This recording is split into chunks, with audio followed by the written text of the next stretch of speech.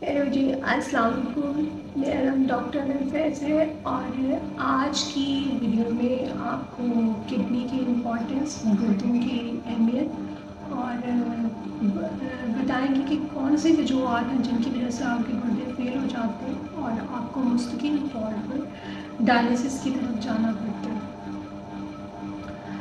गुर्दे आपके दो बीन शेप ऑर्गन्स होते हैं जो आपके एब्डोमेन में पीछे की तरफ पड़े होते हैं, रेलवे की हड्डी की दोनों तरफ। और ये इनमें से दो ट्यूब्स निकलती हैं जिन्हें यूरिनरी ट्यूब्स कहते हैं, और नीचे ब्लैडर में जैसे पेशाब की थैली कहते हैं उसमें जाकर खुलती है। गुर्दों का फंक्शन आपके जिस्म से जहरीली मादे जो है उसे आउट करना, नंबर वन। नंबर टू, ये आपके जिस्म में एक्सेस फ्लूइड को in the form of urine remove करती है, यानी कि जो ज़ायद पानी होता है, एक्स्ट्रा पानी होता है आपके जिस्म में, वो भी गुर्दों के थ्रू आपके जिस्म से निकलता है, जिसे हम कहते हैं कि पेशाब की फॉर्म में मोबाइल आ रहा है। टॉक्सिक मटीरियल्स जितने भी, आपकी बॉडी का fluid balance. Number three, pH balance. हमारी बॉडी एक खास पीएच पे वर्क करती है और हमारी बॉडी में जब पीएच ज़्यादा हो तो हमारी बॉडी उसके अगर या कम हो जाए तो उसके अकॉर्डिंगली फंक्शन करती है। हाइड्रोजन आयंस को सेव करना है या रिमूव करना है, एसिडोसिस और बेसिस का वर्ड यूज़ किया जाता है, तो ये एसिड बेस बैलेंस को मेंटेन करती है। अगर इसमें थोड़ी सी भी डिस्टर्बेंस हो तो बॉडी का सिस्टम जो है वो डिस्टर्ब हो सकता है। ये एक one of the main vital organs है, जिस तरह आपके दिल है, आपका जिगर है, दिमाग है, इसी तरह गुर्दे भी वाइटल ऑर्गन्स है। और अगर हम बॉडी को एक मशीन की तरह सोचें तो जिस तरह मशीन का एक पुर्जा ख़राब हो जाता है तो बॉडी के कोई भी वाइटल ऑर्गन्स ख़राब होने की वजह से बॉडी सर्वाइव नहीं कर पाती। गुर्दों के केस में आपको फिर ट्रांसप्लांट कराना पड़ता है। आपकी बॉडी में जो नमकियात होती है उनको बैलेंस रखने में भी गुर्दों का बहुत अहम रोल है, जैसे सोडियम, पोटाशियम, फॉस्फेट। इसके अलावा गुर्दों का जो फंक्शन है वो रेड ब्लड सेल्स जिसे कहते हैं, आपकी बॉडी में खून बनाने के लिए हार्मोन चाहिए होते हैं, प्रोटीन ईपीयू जिसे कहते हैं, प्रोटीन अल्फा।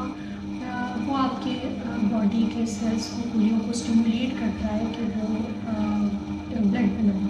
अगर गुर्दे फेल हो जाए तो वो हार्मोन नहीं निकलता और वो आपको जल्द में उसके लिए बाहर से टीका लगाना पड़ता है, जो डिफरेंट ब्रांड्स डिफरेंट कंपनीज बनाती हैं ताकि आपके रेड ब्लड सेल जो है वो बनते रहें और आपके जिस्म में सुरखुलियों की कमी ना हो। इसके अलावा जितनी भी आप अक्सर मेडिसिन लेते हैं उसमें से बहुत सारी मेडिसिन जो है वो आपके गुर्दों के थ्रू एक्सक्रीट होती है, पेशाब में आती है, मेटाबोलाइज होकर आपके जिगर में। कुछ मेडिसिन आपके जिगर से मेटाबोलाइज होकर फीसिस के थ्रू निकल जाती है, लेकिन बहुत सारी मेडिसिन जो है गुर्दों के थ्रू निकलती हैं। तो किडनी वाले पेशेंट्स अगर किडनी फेल हो जाए तो उस केस में हमें बहुत मोहतात रहना पड़ता है कोई भी मेडिसिन देते हुए। हमारी जिल्द में एक हार्मोन बनता है जो हड्डियों की मजबूती और उसकी ग्रोथ के लिए ज़रूरी होता है। विटामिन डी चाहिए होता है हमें for calcium absorption. Vitamin D जो है वो आपके जब हम धूप में एक्सपोज होते हैं तो हमारी स्किन में बनने का, और उसके बाद उसे स्किल एक्टिवेट होने के लिए किडनीज की ज़रूरत पड़ती है। इसके अलावा हमारी बॉडी का ब्लड प्रेशर भी किडनी मेंटेन करने में हेल्प करती है। अल्लाह ताला ने इसमें एक ऐसा सिस्टम लगाया होता है कि उसमें ज़रा से भी डिस्टर्बेंस हो जाए तो ब्लड प्रेशर मतलब जब भी आपके ब्लड प्रेशर में थोड़ी सी डिस्टर्बेंस होने की सूरत में किडनी हेल्प करती है। इसमें एक रेनियो एंजियोटेंसिन सिस्टम होता है। इसके अलावा ये सोडियम को भी एक्सक्रीट करने में आपके गुर्दों के ऊपर एक ग्लैंड होता है, इससे सोडियम से एक हार्मोन रिलीज़ करती है ताकि सोडियम एब्जॉर्ब हो सके। अब बात करते हैं कि कौन से रीज़न्स हैं। मैं कोशिश करूँगी सिर्फ शॉर्टली बताऊँ जितना हो सके, क्योंकि वीडियोस बहुत लंबी हो जाती हैं और लोग फिर उसे देखते नहीं हैं और ऐसी बातें एग्जॉस्ट हो जाती हैं। सबसे पहले हम बात करते हैं कि कौन सी मेन वजह है, हाई ब्लड प्रेशर और शुगर। हमारे पास अक्सर पेशेंट जो डायलिसिस के लिए आते हैं वो ये कंप्लेन करते हैं कि अब सारा हमें किसी ने नहीं बताया कि हाई ब्लड प्रेशर होने से गुर्दे फेल हो जाते हैं। हालांकि डॉक्टर्स आपको कम्प्लीटली इस बारे में गाइड करते हैं, लेकिन आप उसको अनइम्पॉर्टेंस इतनी इम्पोर्टेंस नहीं देते डॉक्टर्स के जो मेन वर्ड्स होते हैं, और नंबर ऑफ पेशेंट की वजह से डॉक्टर्स के पास इतना टाइम नहीं होता कि वो आपको इंडिविजुअली काफ़ी देर तक समझा सकें, आपकी रिकाउंसलिंग सेशंस कर सकें। तो इस वीडियो बनाने का पर्पज़ ये है कि आप इन बातों को गौर से सुनिए, उनको लिखिए। अगर आपको इसमें से कोई भी प्रॉब्लम है तो आप बर वक्त अपना इलाज और प्रॉपर ट्रीटमेंट करवाएं। ब्लड प्रेशर के केस में आपको अपनी मेडिसिन बिला नागा लेनी होती है, उसके लिए मैं 1-2 वीडियोज़ पहले भी डाल चुकी हूँ।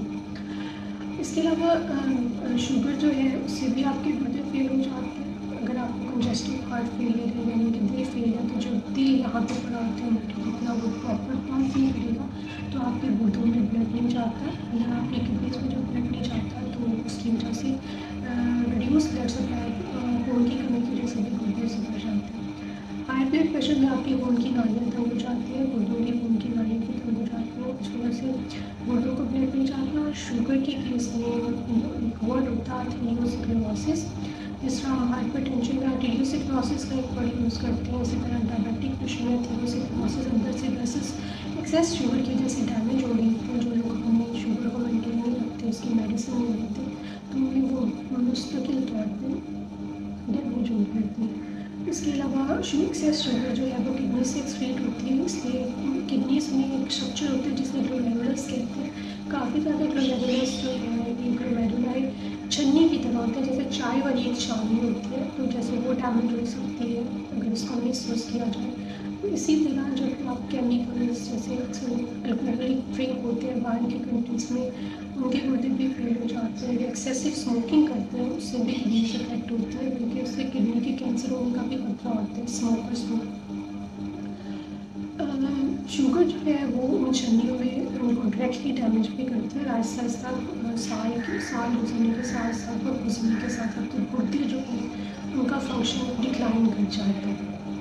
उसके बाद हम बात करते हैं कि अक्सर बच्चों में कंजेनिटली कुछ इश्यूज़ होते हैं, जिनमें जैसे पॉलीसिस्टिक डिजीज जब वो 20 से 30 ईयर्स की एज में आते हैं तो उनके गुर्दे जो है वो फेल हो जाते हैं, क्योंकि गुर्दों में सिस्ट से बन जाते हैं। वो एक पैदाइशी इशू होता है, जेनेटिक इशू होता है। औरतों में अक्सर autoimmune disease like systemic lupus erythematosus SLE जिसे कहते हैं, उसकी वजह से गुर्दे इफेक्ट हो सकते हैं। इसके अलावा में औरतों में अक्सर इसी ऑटोइम्यून इशूज़ की वजह से एंटीफॉस्फोलिपिड सिंड्रोम होता है, जिसमें खून की नालियों में क्लॉट आने की वजह से भी गुर्दे इफेक्ट हो सकते हैं। लेकिन मेन वजह जो है वो गुर्दे खराब होने के शुगर और ब्लड प्रेशर ही मोस्टली कंसीडर की जाती है। और बच्चों में रीट्रेंच इन्फेक्शन यानी कि जो पेशाब का या पूरा सिस्टम होता है, उसमें कोई भी डिफेक्ट है तो जो यूरिन बार बार ऊपर की तरफ जाएगा तो उससे इन्फेक्शन होता है गुर्दों में। अगर आपके बच्चे को बार बार पेशाब चल के आ रहा है या गर्म होकर आ रहा है या कोई तब्दीली आ रही है, बार बार उसके पेशाब में टेस्ट कराने पर इन्फेक्शन मिलता है और एंटीबायोटिक से ठीक होता है, तो उस सूरत में मुस्तकिल तौर पर अपने डॉक्टर से अच्छी तरह से मशवरा ज़रूर कर लेना चाहिए, इससे पहले कि उसके गुर्दे खराब हो। इसके अलावा अक्सर बच्चों में सॉर थ्रोट होता है, गला खराब होता है, जिसकी हम मेडिसिन नहीं लेते और उसको लाइटली लेते हैं, तो उस केस में अक्सर ऑटोइम्यून रिएक्शन हो जाते हैं जो ब्लड को भी इफेक्ट करते हैं और गुर्दों को भी इफेक्ट करते हैं, उसमें भी बच्चों के गुर्दे फेल हो जाते हैं। अगर बड़ों की बात करें, बूढ़े आदमियों में अक्सर एक 50 साल की उम्र के बाद आपको एक प्रोस्टेट ग्लैंड होता है जो आपके पेशाब के नाली के थोड़ा सा ग्लैंड होता है। ये ग्लैंड जो है वो 50 साल की उम्र के बाद हर साल 2 से 3 साल के बाद उसका साइज बढ़ता रहता है। आप हर 5 साल के बाद जब उसका टेस्ट कराते हैं तो साइज बढ़ाते हैं। उसके लिए कुछ आपको डॉक्टर्स मेडिसिन देते हैं, और मेडिसिन के साथ साथ अगर आपका ग्लैंड बहुत बढ़ गया तो उसकी प्रोस्टेक्टमी एक प्रोसीजर होता है जिसमें वो ऑपरेशन करके गुर्दों को निकाल दिया जाता है। पेशाब की नाली के वो ग्लैंड उसको कंप्रेस करता है, जब बड़ा होता है तो वो कंप्रेस होता है। कंप्रेस होने की वजह से उसमें से पेशाब नहीं गुजरता बल्कि वो ऊपर की तरफ होता है और आपके गुर्दों को अफेक्ट करता है।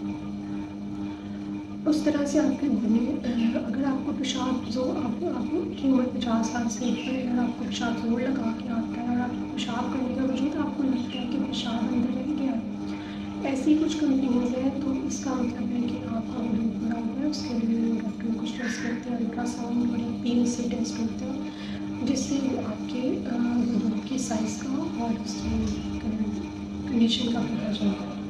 इसके अलावा पानी की शदीद कमी की वजह से भी आपके गुर्दे फेल हो जाते हैं। कुछ लोग घर में जॉइंट्स पेन के लिए या बैक पेन के लिए अपनी मर्ज़ी से मेडिकल स्टोर से पेन के किलर्स लेते रहते हैं। पेन किलर से जो है वो गुर्दे फेल हो जाते हैं। एनाल्जेसिक नेफ्रोपैथी का वर्ड यूज़ करते हैं। जिस तरह अक्सर ऑटोइम्यून डिजीज होती हैं, जैसे SLE ल्यूपस नेफ्राइटिस हो जाता है, इसी तरह पेन किलर्स को यूज़ करने से एनाल्जेसिक नेफ्रोपैथी हो जाती है, ये वर्ड यूज़ किया जाता है। हमारे एक वुमेन थी जो घर में पेन किलर्स लेती रहती थी और अचानक ही जब वो बीमार हो गई, उन्हें वॉमिटिंग होती है और इस तरह की कंडीशन हुई, तो मेरे टेस्ट करवाए थे तो पता चला कि जिगर और गुर्दे दोनों फेल हो गए, क्योंकि वो अपनी मर्जी से अक्सर पेन किलर्स लेती रहती थी डॉक्टर की हिदायत के बगैर।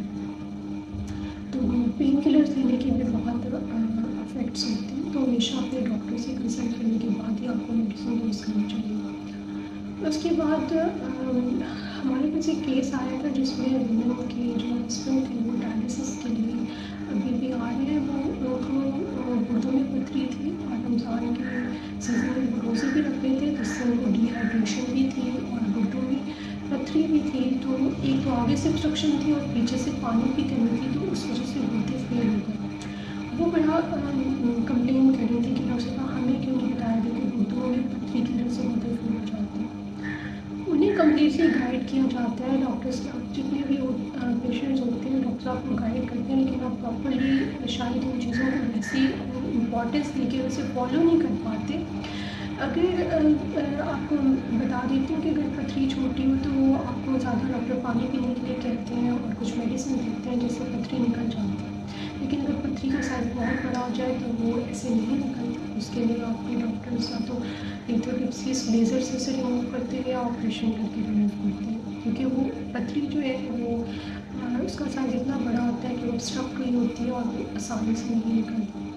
तो उस केस में आपके गुर्दों में एक वर्ड होता है हाइड्रोनेफ्रोसिस। वो आपके गुर्दे का जो नॉर्मल स्ट्रक्चर होता है उसकी जगह खलासा पैदा हो जाता है पेशाब के ऊपर प्रेशर की वजह से, तो आपके गुर्दे फेल हो जाते हैं।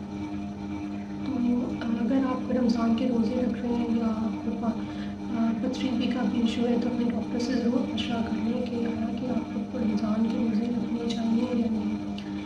तो ये सारी वजह थी। हाई ब्लड प्रेशर की अगर आप मेडिसिन नहीं लेते, शुगर की मेडिसिन नहीं लेते, आपको कंजेस्टिव हार्ट फेलियर है, दिल का फेल है, इशू है। इसके अलावा अक्सर पेशेंट में जिगर क्रॉनिक हेपेटाइटिस वाले पेशेंट में क्रॉनिक लिवर फेलियर हो जाता है, जिसकी वजह से आपकी बॉडी में प्रोटीन नहीं बनती और उस वजह से जिगर की वजह से गुर्दों को प्रॉपर ब्लड नहीं जाता। उसके केस में भी आपको गुर्दे फेल हो जाते हैं, जिसे हेपेटोरेनियल सिंड्रोम कहते हैं। तो इन सब केसेस में अपने आपको अपने डॉक्टर से प्रॉपर मशवरा करना होता है, अपनी प्रॉपर अपॉइंटमेंट्स को फॉलो करना होता है, अपनी कोई अपॉइंटमेंट मिस नहीं करनी होती, अपना प्रॉपर इलाज कराना होता है। उसके लिए अपनी नॉलेज को अप्लाई करने के बजाय डॉक्टर की हिदायत पे अमल करना चाहिए। हमारी कंट्री में लोग खुद को लाइक आधा डॉक्टर समझते हैं और अपनी तरह से चीज़ों में अदल-बदल करते हैं और फिर वो ऐसा रिजल्ट उन्हें कॉन्सिक्वेंसेस फेस करने पड़ता है। सो इन चीज़ों का ख्याल रखें। अगर आपको पथरी है तो इलाज कराएं, आपको जिगर का मसला है तो उसका हेपेटाइटिस भी हमने वीडियो बनाएंगे, बहुत इंपॉर्टेंट टॉपिक है। तो मेरे ख्याल से ये इंपॉर्टेंट बातें हैं जो आपको हेल्प कर सकती हैं लाइफ में अपने गुर्दे सेफ करने। अल्लाह का बहुत ही कीमती गिफ्ट है, तोहफा है, आपको इसका ख्याल रखना चाहिए। अगर पानी की शदीद कमी ना होने दें, ब्लड प्रेशर की दवाई लें, शुगर की दवाई लें, अगर आपको कोई इन्फेक्शन है तो उसकी मेडिसिन लें, अपने डॉक्टर से कंसल्ट करें। आजकल गवर्नमेंट हॉस्पिटल्स में आपका मुफ्त चेकअप होते हैं, आप टाइम में आइए, चेकअप कराएँ और अपनी हेल्थ का ख्याल रखें। Thank you so much for listening. अल्लाह हाफ़िज़।